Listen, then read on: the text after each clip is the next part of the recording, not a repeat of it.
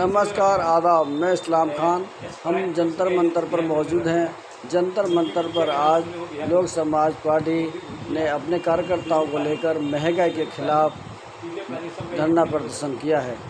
आओ देखते हैं धरना प्रदर्शन में उन्होंने किस तरीके की मांगें की हैं। लोक समाज पार्टी जिंदाबाद जिंदाबाद जिंदाबाद। लोक समाज पार्टी जिंदाबाद जिंदाबाद जिंदाबाद। बढ़े हुए रसोई गैस के दाम वापस लो, वापस लो, वापस लो। बढ़े हुए रसोई गैस के दाम वापस लो, वापस लो, वापस लो। बढ़े हुए रसोई गैस के दाम वापस लो, वापस लो, वापस लो। लोक समाज पार्टी जिंदाबाद जिंदाबाद जिंदाबाद। लोक समाज पार्टी जिंदाबाद जिंदाबाद जिंदाबाद। दाम दो, काम दो, नहीं तो कुर्सी छोड़ दो।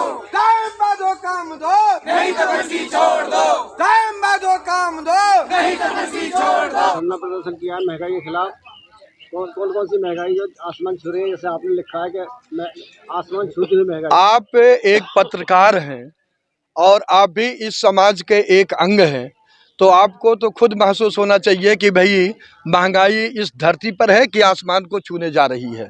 मेरे हिसाब से, लोक समाज पार्टी के लोगों के हिसाब से, महंगाई जो है अगर इसी तरह रहा तो सब हमको लगता है कि आसमान चीर के भी निकल जाएगी। और ये नरेंद्र मोदी ऐसा करना चाहते हैं क्योंकि भारतीय जनता पार्टी, नरेंद्र मोदी का ये सिस्टम है कि इस देश की जनता को गरीब बना करके रखो।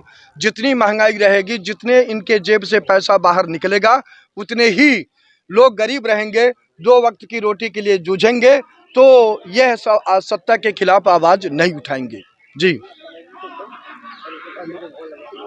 मोदी जी ने उज्ज्वला योजना निकालकर गैस के सिलेंडर फ्री दिए हैं, चूल्हे फ्री दिए हैं, उस पर क्या कहना चाहेंगे? कहाँ वो जब उज्ज्वला का जो ना था तो अपना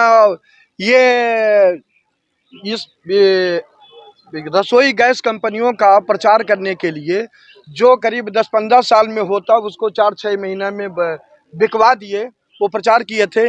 जब आप रसोई गैस का दाम 1000 तक पहुंचा दिए हैं तो कौन आदमी उसको तो एक प्रकार के छीनने के बराबर हुआ। आपको तो सिर्फ वो किए थे ना कि अपना सिर्फ कनेक्शन लोगों के पास या चूल्हा खरीद लें, और बस यही था। बहुत सारे लोगों पर ये सोशल मीडिया पर आता था, पेपरों में भी आता, चैनल में भी आया है कि लोग सिलेंडर को तो उधर रख दिए हैं और लकड़ी चूल्हा पर अपना कर रहे, बना रहे खाना। जी, आपने बताया कि लोग गरीब रहेंगे तो भाजपा सत्ता में रहेगी, इसकी क्या वजह है बताना चाहेंगे? वो ये चाहते हैं ना कि इस देश की जनता को जितने गरीब बनाए रखेगा तो वो सत्ता पर के खिलाफ आवाज उठाने के लिए, सड़क पर आने के लिए 100 बार सोचेगा। और जब इनके पास जेब में रहेगा, पढ़ाई लिखाई रहेगा, तो सत्ता से सवाल करेंगे। तो ये इनके गुरु गोलवारकर बंच ऑफ थॉट में लिखा हुआ है कि लंबे शासन तक समय करना है, लंबे समय तक, तो देश की जनता को गरीब बनाओ। यही कारण है कि महंगाई पर वो कोई कंट्रोल नहीं कर रहे हैं। लेकिन धीरे धीरे जनता को समझ में आ रहा है, आने वाले समय में भाजपा आरएसएस का कहीं पता नहीं लगेगा। लोक समाज पार्टी महंगाई को रोकने के लिए अपने किस तरीके की प्रतिक्रिया पेश करना चाहिए? अभी आप भाषण में सुने भी होंगे कि जस्टिस बीएम तारकुंडे की एक रिपोर्ट है जिसमें वो कहा गया है कि लोकसभा विधानसभा का चुनाव सरकारी फंड से कराया जाना चाहिए। और जब सरकारी फंड से होगा तो जो कारपोरेट घराने हैं, आलू वाले, दाल वाले, चावल वाले, सीमेंट वाले, सरिया वाले, मेडिसिन वाले, जब उनसे पैसा नहीं लिया जाएगा तो जिसकी भी सरकार बनेगी, क्योंकि जनता के फंड से होगा, तो वो इन लोगों को कभी भी किसी की कीमत पर वह सरकार लूटने नहीं देगी। और जब लूटने नहीं देगी तो महंगाई जरूर कम होगी। आप निजीकरण पर कुछ बोलना चाह रहे थे, बताइए। निजीकरण ठेकेदारी यह है कि एक सामंतवादी व्यवस्था के तहत किया जा रहा है। लोक समाज पार्टी का इस पर चिंतन यह है कि लोक समाज पार्टी की सरकार बनते ही निजीकरण ठेकेदारी खत्म कर दिया जाएगा। और जो भी पूर्ववर्ती सरकारें रही हैं, जिन जिन सरकारी संपत्तियों का प्राइवेट की है, निजीकरण की है, उन सब का नए सिरे से राष्ट्रीयकरण कर दिया जाएगा। और जब राष्ट्रीयकरण कर दिया जाएगा तो लोगों को सरकारी नौकरी करने मिलने का अधिकार मिल जाएगा। आप ईडी पे कुछ कहना चाह रहे थे कि ईडी जो है, ईडी का जो मामला है, आप बता रहे थे ईडी की भी जांच की जाएगी अगर लोक समाज पार्टी की। देखिए, आप ध्यान से सुन लीजिए, ईडी के जितने भी अध्यक्ष हैं, सीबीआई के जितने भी अध्यक्ष पिछले 10 सालों में रहे हैं, भारतीय जनता पार्टी के स्टेट में जितने भी अध्यक्ष हैं, भारतीय जनता पार्टी के जितने भी कैबिनेट मिनिस्टर रहे हैं, भारतीय जनता पार्टी के राज्यों में जितने कैबिनेट मिनिस्टर रहे हैं, इनके घरों में जिस दिन छापा पड़ेगा तो भारतीय जनता पार्टी के बहुत सारे लोग या तो देश इसको छोड़ छापा पड़ने के लिए भाग जाएंगे, नहीं तो अंडरग्राउंड हो जाएंगे। और जब नहीं अंडरग्राउंड पकड़े गए तो ऐसा कानून बनवा दिया जाएगा कि ये जिंदगी भर निकलने नहीं पाएंगे। इनके यहाँ पे छापे कौन डलवाएगा जी? लोक समाज पार्टी की सरकार बनवाएगी। जब भी इनकी सरकार नहीं आई थी उससे पहले तो बड़े बड़े वादे करते थे, तो क्या वो जुमले ही हैं या क्या कहते हैं, हकीकत भी है उनमें? क्योंकि सबसे ज़्यादा अगर महिलाओं को महंगाई का सामना करना पड़ता है तो वो लेडीज़ है, क्योंकि वो रसोई भी देखती है और बाहर भी सारा काम देखती है। तो सबसे ज़्यादा अगर समस्या अगर इसका झेलना पड़ रहा है तो वो महिलाओं को है। अपना जो इन्होंने बोला था कि फ्री में राशन वो देंगे, क्या कहते हैं, सिलेंडर देंगे, तो सिलेंडर भी नहीं दिया इन्होंने, और जो कुछ दिए उनके बदले उन्होंने चूल्हे बंटवाए और चूल्हे तो खरीदे लोगों ने। तो लेकिन अब ये जनता कब तक इनके साथ, गरीब मजदूर का साथ जो शोषण हो रहा है उसका शोषण ये कब तक करते रहेंगे? तो ये जुमलेबाजी छोड़े। इनसे भारत सरकार से कहना चाहूँगी, जो मौजूदा सरकार है, इनसे कहना चाहूँगी कि जुमले बहुत हो गए आपके। अब गरीब को अधिकार दिया जाए, मजबूर को मजबूरी का इतना फायदा ना उठाया जाए। उनको पूरी तरह से उनको राशन फ्री में देके उनको भिखारी ना बनाया जाए, उनको रोजगार दिया जाए। पूरा राशन कार्ड मतलब राशन फ्री में देकर उनको भिखारी ना, उनको भीख मांगने के लिए मजबूर ना करे।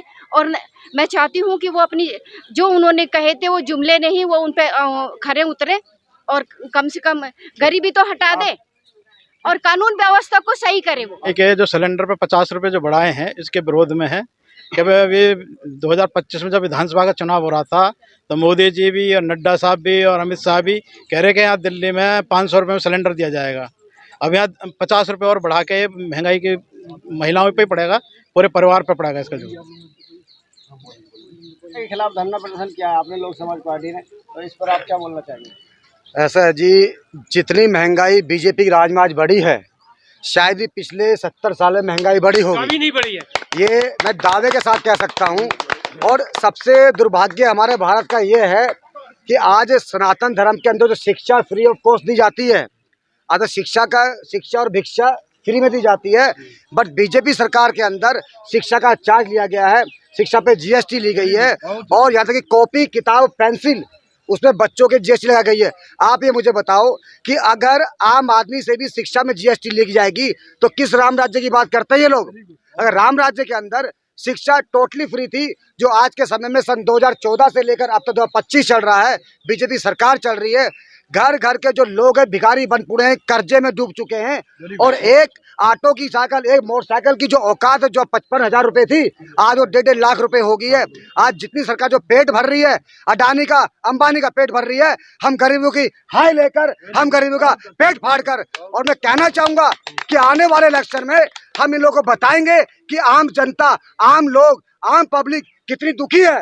पर कहाँ, अगर तो हम एक नहीं होंगे तब तक नेक नहीं होंगे। जय हिंद, जय। मांगता है एडवांस में, तब हम तुम्हें नौकरी में रखेंगे। जब भी तुम्हारी तनख्वाह तुम्हारे खाते में आएगी, पहले तुम 1000 रुपए, 2000 रुपए हर महीना हमारे हाथ में रखोगी, तब जाके हम आपको रोजगार देंगे। और जो अगर 1000 रुपए उनको हर महीने कमीशन नहीं देता, उसको नौकरी से हटा देंगे।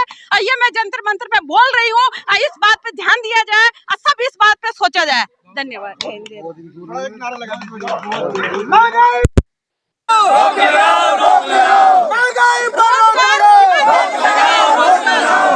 गैस सिलेंडर के दाम कम करो, बढ़े हुए गैस सिलेंडर के दाम वापस करो, बढ़े हुए गैस सिलेंडर के दाम वापस लो।